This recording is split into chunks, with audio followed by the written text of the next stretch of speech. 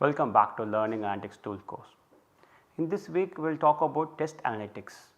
In last weeks we saw what is 3 levels of analytics like a descriptive, diagnostics and predictive analytics. This week we will talk about test analytics. It is not a type of one of them, but it is application of natural language processing on educational data. We will talk about that in this week. Next 2 weeks we will talk about applications or advanced topics in learning analytics. So, the content for this week's can be from chapter 7 and 8 in the referral book in our course. So, mostly it is for content analytics. It is like natural language processing is involved to analyze the text, and we have a lot of content in our learning environment, like our learning environment has content the form of text or video, a lot of content is available. Can we use natural language processing to do something? That is what about the content analytics. Let us see what is that.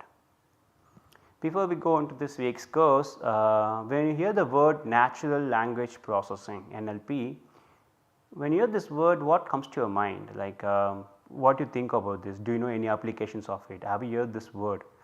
If you never heard the word, it is okay, please say you never heard the word, but if you have heard this word, what comes to your mind? Do you know where NLP is being applied? NLP is one of the key area of artificial intelligence, right. It tries to mimic, write and read sentences, understand sentences like a human do, like. So, what comes to your mind? Please write it down, and after writing it down, watching the video to continue. So, there are a lot of things possible, a lot of applications of NLP is there. Information extraction is the key. It is that you given a lot of big chunk of text, automatically identifying the information from the text.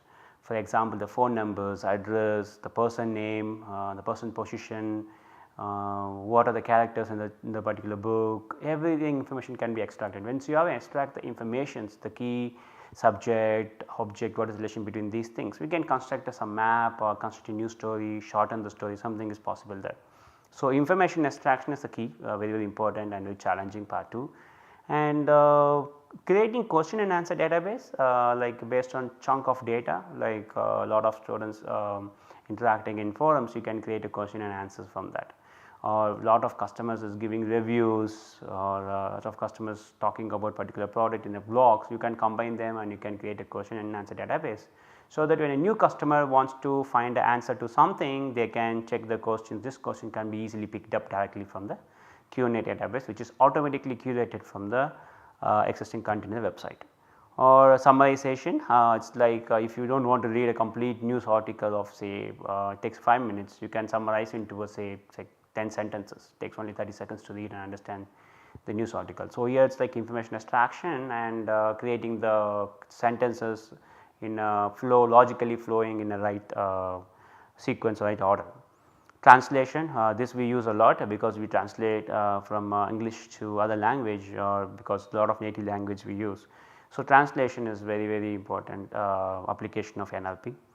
You might have thought about chatbot or personal assistants. Nowadays any website, any service or website you open, there is a chatbot coming in, you type something, it answers something.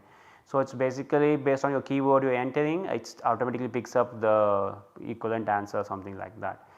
This chatbot is even getting more how do you say, more intelligent nowadays. So, that you can interact with the assistant like a Siri or Alexa, Cortana or something like that. And speech to text, it is a very important part. The YouTube videos you might be watching, or the videos you watch, they have captions automatically coming out. It is all from speech to text.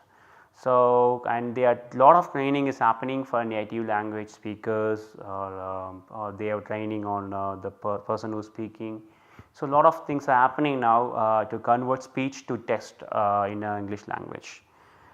In social media, also in e-commerce media, if there is a product published, a product is released in the e-commerce, or a product is launched, and a lot of people have comments like reviews, comments. The comment is positive or negative can be identified from the post.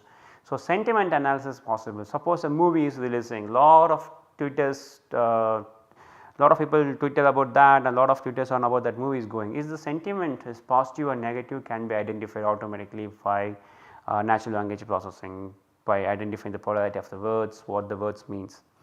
Also, if you type a word, it automatically completes the sentence. You know, you might have seen in a Google email, Gmails, when you start typing the word, it automatically completes the rest of the word, right. So, that is also a application of NLP and AI. Okay. So, let us see what is NLP application in education domain.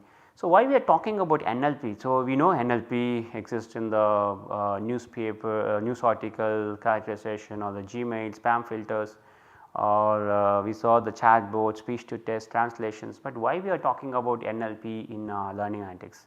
It is because the content we are giving is still text format, right. We are not we are not giving content in some other format. All the formats contains text or video. So, we need NLP. Can we use NLP to do some adaptation there? What we saw till now is log data, the students interaction with the system. We never cared about the content we are giving to a student. What we thought till now is based on the students interaction, the clicks, the traces, the answers, the performance to questions, performance to surveys, these data we are used to predict something or to diagnose or something is happening there. But can we use the content, can we apply some analytics on the content? That is how the test analytics is for education. Let us talk about that in this week. Thank you.